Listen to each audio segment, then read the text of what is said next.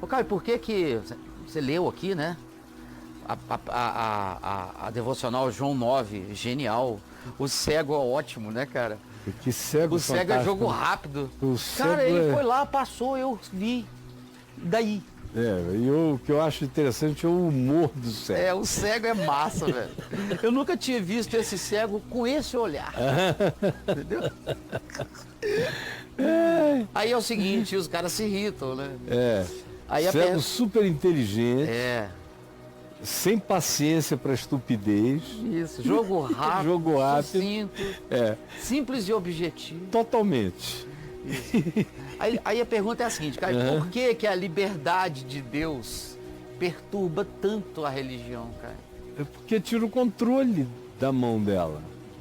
A religião se alimenta não da liberdade de Deus, mas de controlar a Deus no que ela administra aos homens. Ou seja, a religião se sente a gerente de Deus no mundo. O CEO de Deus na terra é a religião. Então, Deus dá para a religião e a religião vai distribuindo aos homens de acordo com méritos, fidelidades manifestas, frequências, contribuições, interesses, circunstâncias, jogos políticos. Ela quer fazer essa gestão da vida em nome de Deus, porque o que a religião intrinsecamente entende é que sem ela Deus está sem voz, Deus está sem braços, Deus está sem ações na terra, porque ela é a administradora e a ministradora única e exclusiva do que quer que da parte de Deus venha para os homens. De modo que esse negócio de Deus agir na marginalidade é insuportável para a religião. E era sábado. Mas sempre foi era sábado aí, no Novo Testamento o sábado é um desses elementos de contingenciamento da liberdade divina. Isso. Mas a história inteira humana foi assim. Não só no povo de Israel ou na Bíblia. Tá. O pajé quer ter um poder maior do que o do cacique. Olha isso. Porque o cacique opera no mundo material. E o pajé é a voz do mundo espiritual. Então está acima do bem e do mal, acima do imediato. Assim você vai, do ponto de vista antropológico, em todas as culturas da Terra, e você vê que a dimensão religiosa sempre quer incidir e, se possível, controlar as manifestações, não só de todos os homens, mas até mesmo ser a voz, a eminência parda do Estado, ou da monarquia, ou seja lá do que for. Ela gosta de ser a administradora dos oráculos de Deus para os homens. E foi assim no Velho Testamento, por exemplo, o conflito entre sacerdotes e profetas. Nunca se deram bem. Sempre tiveram problemas. Sempre. O problema dos sacerdotes eram os profetas. Porque o sacerdote queria o controle de Deus no ofício do templo. Era ele que oferecia sacrifícios pelo pecado, sacrifícios por qualquer que fosse o outro interesse humano de troca, barganha ou expressão diante da divindade. Eram eles os que determinavam como Deus aceitava cultos e como Deus não aceitava cultos. Eles eram os organizadores dos oráculos divinos. E assistiam e atendiam nos templos, no templo, cuidando do interesse maior de Deus na terra, que era o culto a Ele. Deus não estava nem aí para o universo, mas para aquele culto a Ele, que acontecia no templo de Jerusalém, Ele estava parando céus e terra. Estremecia as bases. Tudo. É. Aí, pois bem, e os profetas eram esses entes marginais, Aham. sempre marginais. O único profeta que viveu boa parte da vida sem ser um marginal foi Isaías, mas terminou como marginal porque foi cerrado pelo meio. Meu Deus, Caio Fábio. Duas bandas, uma para cada lado. Ele foi serrar. Mas Isaías como foi ele era da classe sacerdotal, durante muitos anos, embora não gostassem do que ele profetizava, mas o rei o respeitava, ele era um acadêmico dos melhores. Você vê que o texto dele é shakespeariano na beleza, na construção, na composição. Sei. Mas os outros profetas todos eram marginais. Que coisa. Era um padeiro a quem Deus levantou, ainda era corno pra caramba, que era o Oséias, marido da Gomer. Ah, o marido da Gomer. Não, Gomer não. Que eu dava lembro. um Gomer em todo mundo. A Gomer era uma mulher que não era Era uma brincadeira mulher gomada. com o rapaz. O Amós, que era um boiadeiro, sabia nada de nada, mas ouvia a voz de Deus. Amor. E Ouvia a voz de Deus. ouvia a voz de Deus. Aí você tem Jeremias, que é acusado de traição, porque disse que Nabucodonosor ia chegar, ia cercar, ia tomar, ia levar todo mundo para o cativeiro, e disse até a data que o cativeiro iria durar 70 anos. Um cara desse é um traidor. Foi tratado como traidor o tempo todo. Olha isso. Ezequiel era um indivíduo da classe, originalmente da classe sacerdotal, mas que foi para o cativeiro em Babilônia e viveu na marginalidade do cativeiro, como marginal para os babilônios, caldeus, e marginal para os judeus, para a casa rebelde, como Ezequiel chamava o povo de Israel, de a casa rebelde. A casa rebelde? É. E assim todos eles são figuras da periferia.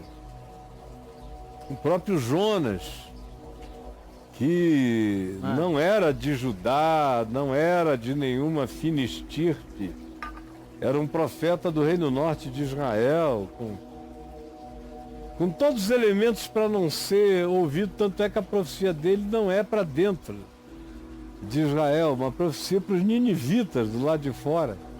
E quem não creu na profecia foi ele mesmo. Então esse é um caso à parte.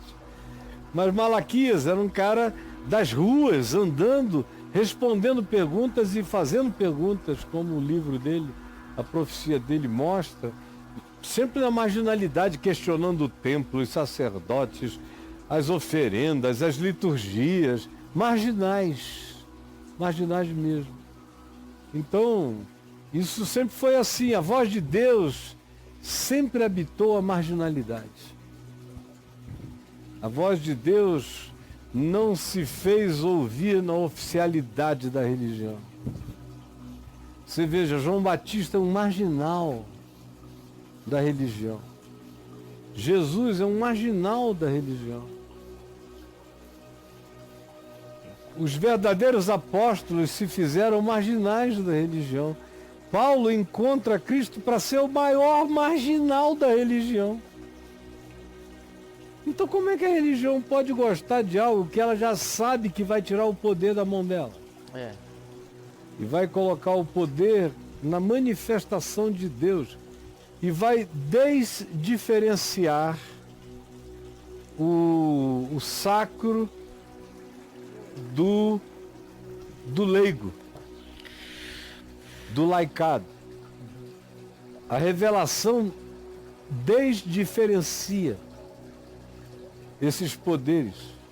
A revelação acaba com o poder do sacro ofício contra o poder do laos, do povo de Deus, do laicado, da laicidade. A revelação vem geralmente para o leigo. Na história bíblica, os profetas foram leigos da religião. Não viveram dela.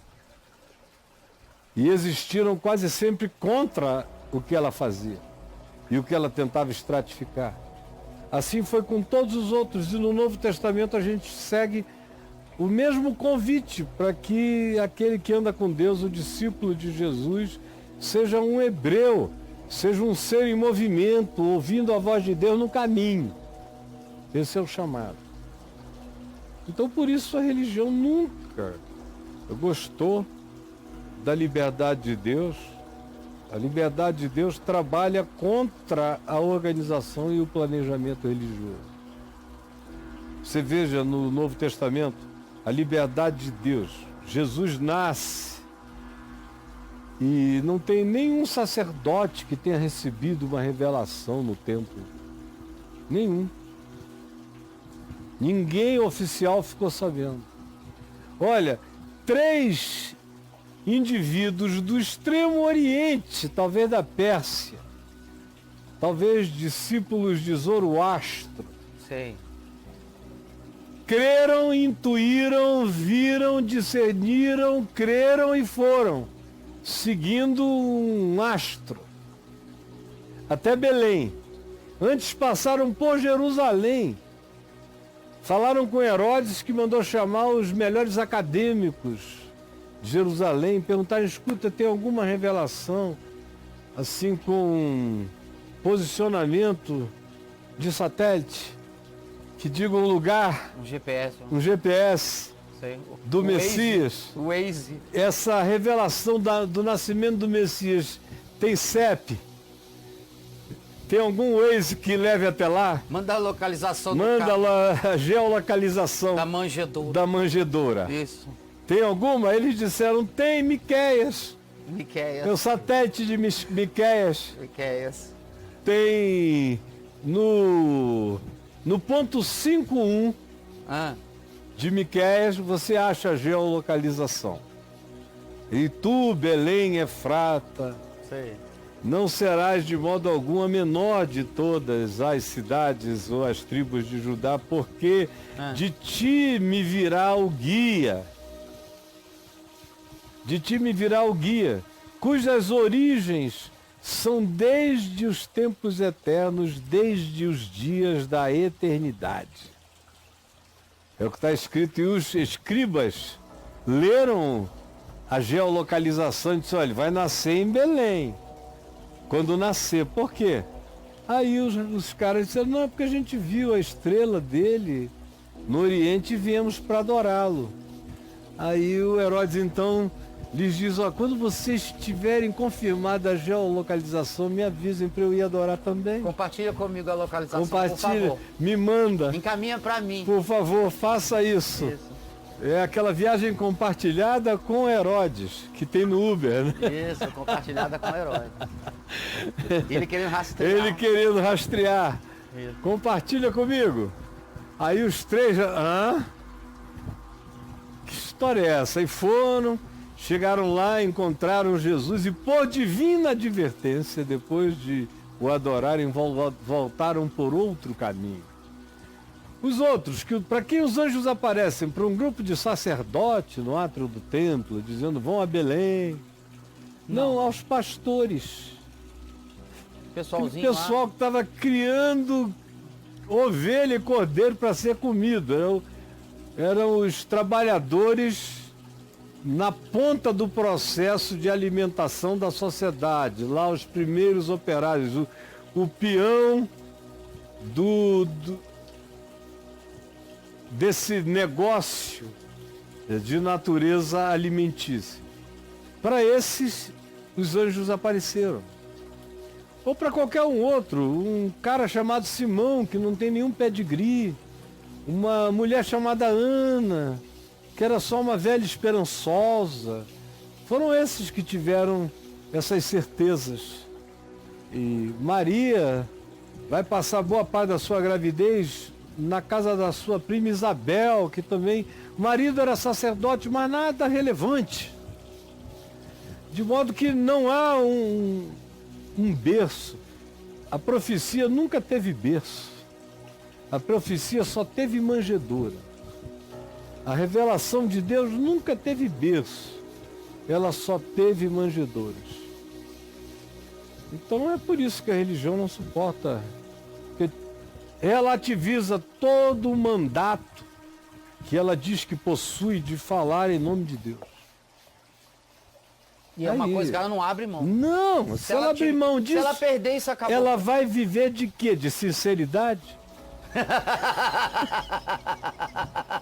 Sim, religião sincera implode. É, né? não dá. É. Se chegar e dizer, não, eu não preciso orar por você não, se você orar por você mesmo, Deus vai te ouvir. Não, não precisa dar nada não, Deus vai te ouvir. Uma religião sincera implode, então ela não pode. Sinceramente não rola isso. Sinceramente não. Sinceramente. E ela sinceramente. É, sinceramente.